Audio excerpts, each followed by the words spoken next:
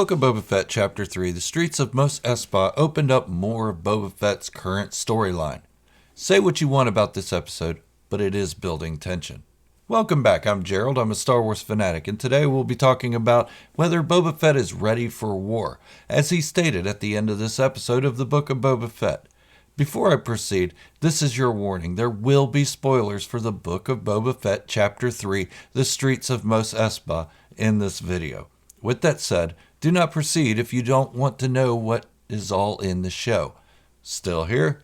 Okay, let's move on.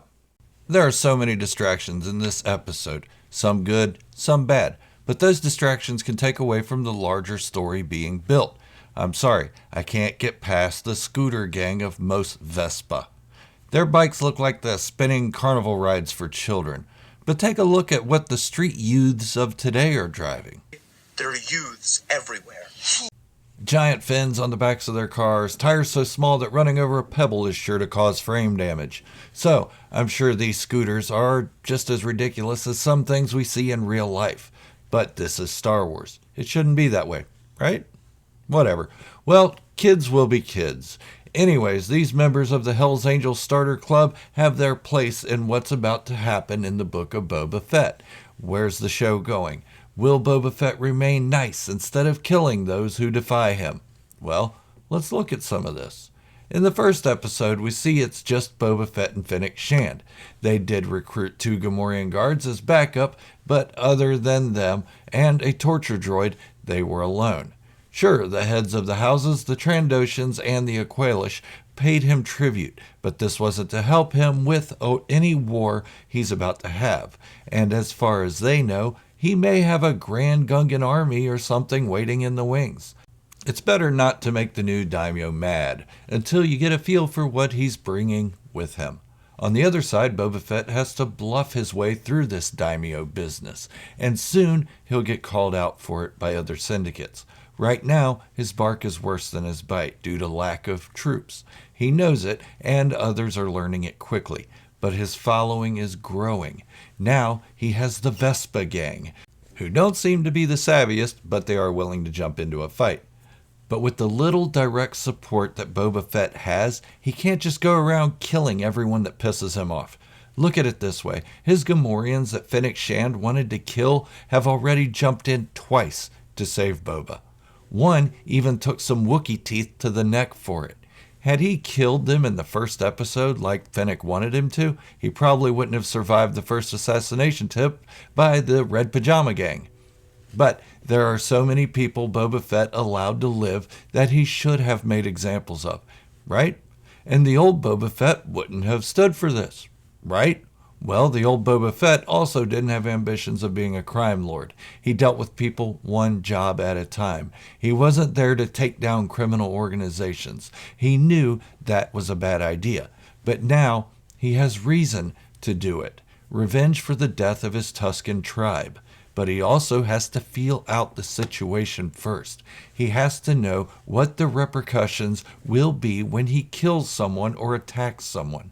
He learned with the Tuskens that there are consequences for his actions, and it doesn't always affect him alone. No, he has to weigh the situation. We have all seen enough mafia movies to know how he should act. But remember, Boba worked for the bosses and never led a criminal organization. And Boba's also never seen a mafia movie that we know of. Then the response could be common knowledge would dictate how to react to disrespect. He can't just go killing people because of words. He doesn't know what they have to back them up, and he has nothing to back himself up against these syndicates. I hope that explains why Boba is a little shyer to draw his guns than the Boba Fett in the past. But what about the question of war? Is Boba Fett going to be prepared for war? That remains to be seen, but let's look at how much he's built up in the meantime. He has Fennec, a hell of a marksperson. He has 2 Gamorreans. Even if a bit slow, they aren't afraid to jump in. He has the Vespa scooter gang. Even if they are a bit juvenile, they're finding out they will need to grow up into this adult war really fast. What else does he have? Yeah. a Rancor, not to mention the Rancor's trainer, Machete, who we've seen kick ass in other stuff, and I'm sure they're not going to leave him down in a Rancor pit dungeon while fighting's going on. But a big deal has been made of Boba Fett not riding into town being carried on a litter, a sign of stature. Well, can you imagine him riding into town on the back of a Rancor? A sign of not just position, but actual power. Still, there's the question, is Boba Fett going to be ready for this war?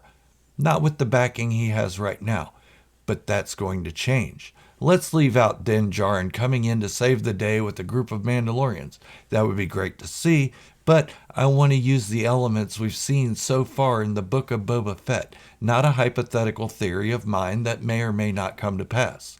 It's no question that Boba Fett has made some powerful enemies during his stay on Tatooine, not just as daimyo, but also when he was with the Tuskens. The biggest of these threats being the Hutts, the Pykes, and Mayor Mok Shaiz. The Hutts are stepping aside to allow the other factions the chance to kill each other so they can step in unchallenged. Like they said, war's bad for business, but walking in uncontested is not.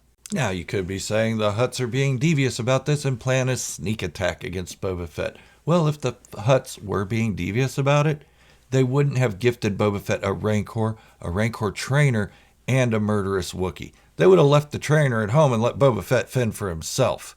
Yes, Boba turned Black Chrysanthemum loose, but he'll be back. The Hutts did this to help give Boba a fighting chance at eliminating the Pykes, all while being eliminated himself.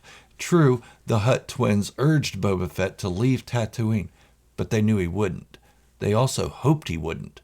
The Pykes are the reason they never stepped in to take out Bib Fortuna. Big Fat Tuna was lining the pockets of Mayor Mok Shaiz, and in turn, presumably, the mayor was paying tribute to the Pykes. The real power wasn't being held by Big Fat Tuna. It was being held by the Pykes in the shadows. Big Fat Tuna was a figurehead and could be controlled, and the Hutts knew it. Then comes along Boba Fett, someone the Pykes knew had beef with them for killing his Tusken family. With Big Fat Tuna's money flow to the mayor at a halt, Boba Fett disrupted the order of everything, and Boba is learning this. But in order to be ready for a war, he needs to gain more troops. Troops that are already present. Trandoshans, Aqualish, and the yet-to-be-seen Klatooinian family. It won't be easy to get them all on his side, but we see in the first trailers of the Book of Boba Fett that he does give it an effort. How will he accomplish this? When the mayor and the Pykes have seen to it that the other families' businesses have thrived? The real question is, how much of these other groups' profits are being taken for tributes to the mayor, and in turn given to the Pykes? How much cheaper would it be to go along with Boba Fett, presuming they are paying Boba Fett and the mayor? We all know Trandoshans, Aqualish, and Klatooinians are warriors, so it won't be the battle they fear, it'll be the disruption in their business. Boba will just have to show them that when the war is over, he will be the only one they pay tribute to, and under his respectful leadership, their profits will double. So is Boba Fett ready for war? Not yet, but I would expect he will be in the next couple of episodes. It may even take a sacrifice to the new Rancor to get his point across. But I do see him edging his way into being a little less forgiving than we've seen him so far. They were probably used to Bib Fortuna being laid back and hands off. Now they're seeing how far Fett can be pushed. And Boba has been feeling them out up until this point. He's getting a good idea of what he's up against, and he will be prepared to exact vengeance on the ones responsible for his Tusken tribe's murder. A lot of critics of the show are saying that Fennec Shand has to teach battle-hardened Boba Fett how to be a crime boss. This isn't the case at all. Look at it like this. Had Boba been less forgiving and listened to Fennec from the beginning, there would have been a war, an all-out war with all factions, and Boba Fett and Fennec Shand would be dead. So no, she isn't teaching him. If she was trying to teach him, then this would have been a 1-episode season rather than 7 episodes. Instead, he's teaching her how to survive something this big. Remember, she was just a hired gun before this as well. But what do you think? Is Boba Fett going to be ready for war, or is he too much of a pushover? Let me know in the comments below. I'd love to hear from you, and I'll select the best comment for a shout out in my next video. Speaking of which, today's shout out goes to XGhostX, and I quote him, "Boba could have just used his built-in missile launcher to stop that speeder, but at the same time he probably wanted to avoid collateral damage." End quote. You're correct, but like I said before, Boba Fett is trying to go into this situation with extreme caution. He doesn't have the troops yet to fight a war. If he goes in blowing up the whole town, he will also have a rebellion on his hands on top of a syndicate war. Thank you for your comment. I do appreciate all that you have added and all that everybody else has added to all my videos. I try to respond to everyone, so long as they're respectful. So keep the comments coming. Thank you for watching, and remember, this is the way, the only way.